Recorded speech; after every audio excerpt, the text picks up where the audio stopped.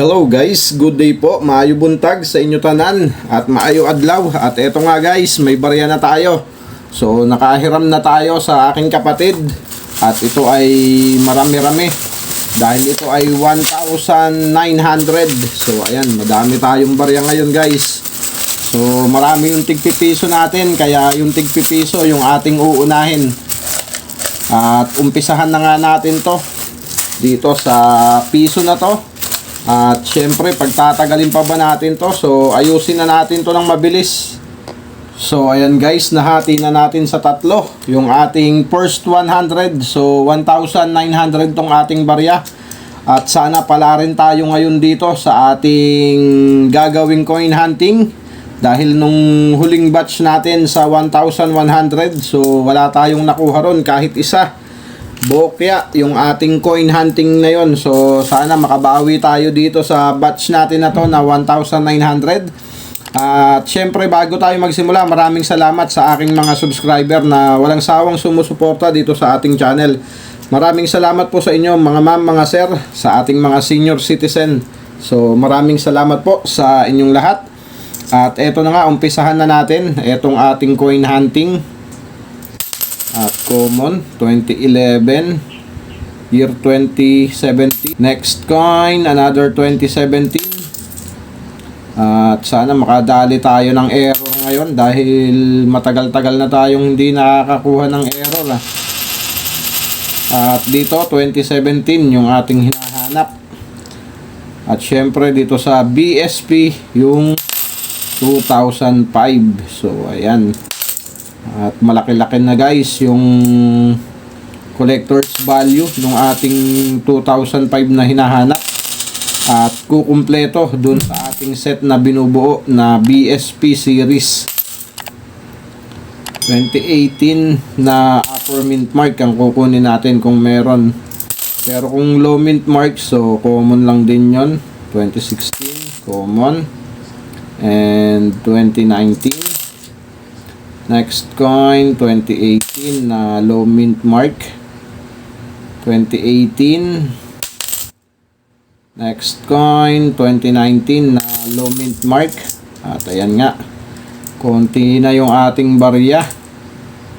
2019 na upper mint mark at nalalaglag pa.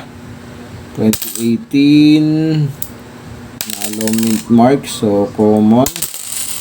Next coin 2014 at hindi na rin tayo nakakakuha ng frosted dito sa BSP na to. 12, 13, 14, 15. So yan yung may mga frosted sa BSP.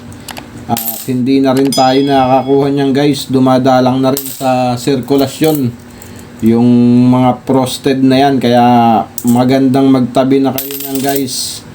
Lalo na pag na-demonetize yung ating BSP na barya na piso. Nakagaya nito. Medyo tataas pa yung collector's value niyan.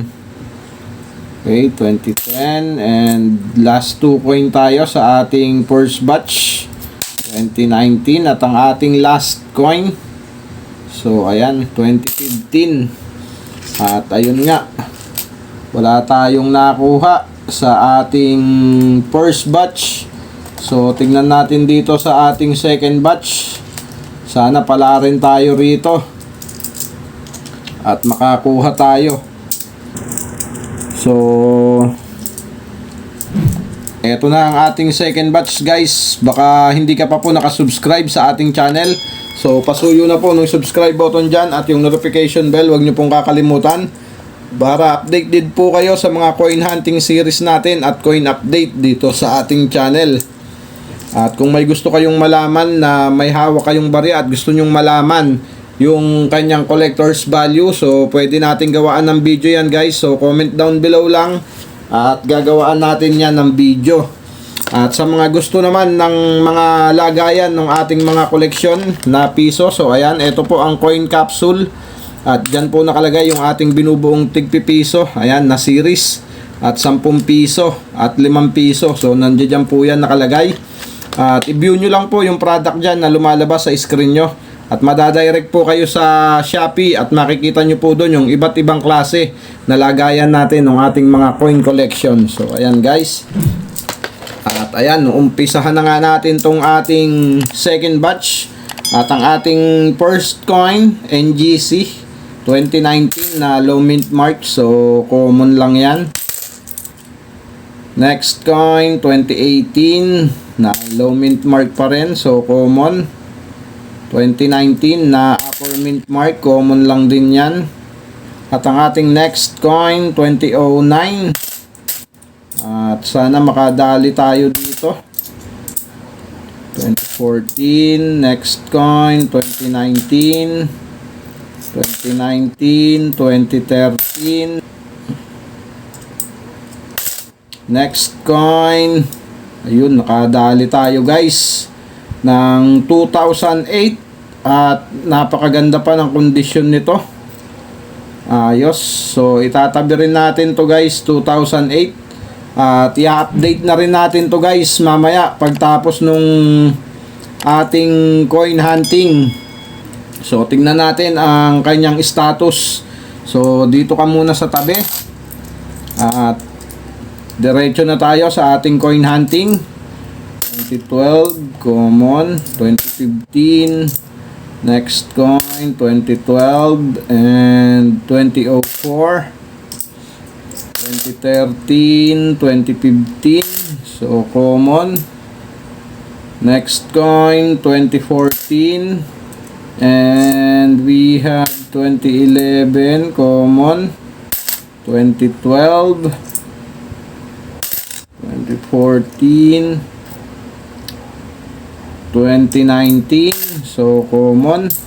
Nahin na natin tong NGC 2019. At ang ating next coin, year 2015. At ang ating last coin, another 2015. So ayan.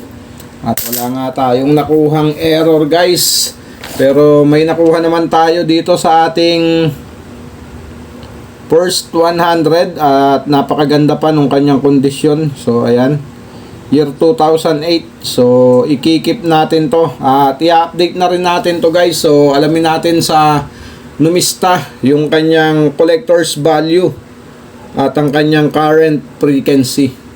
So punta lang tayo sa ating source, ang Numista. So ayan guys, eto na tayo sa Numista.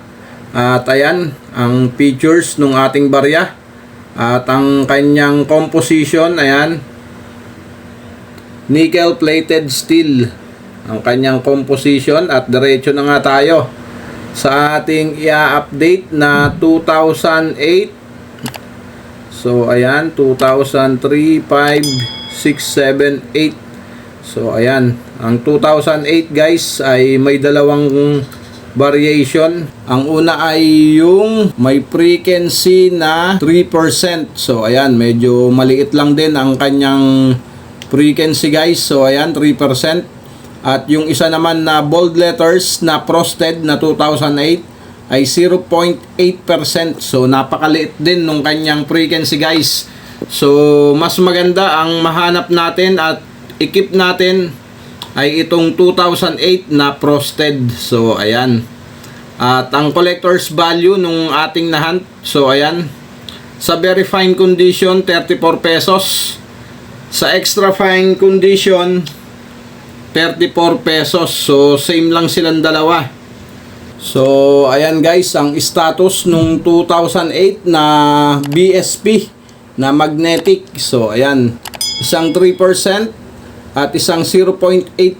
So napakaganda ng collector's value nitong 2008 na to. Sigurado na 0.8% kung iyan yung ating makukuha. So ayan guys, at yung ating nahunt mukha namang hindi frosted dahil yung likod hindi, pero yung harap medyo may pagka-frost.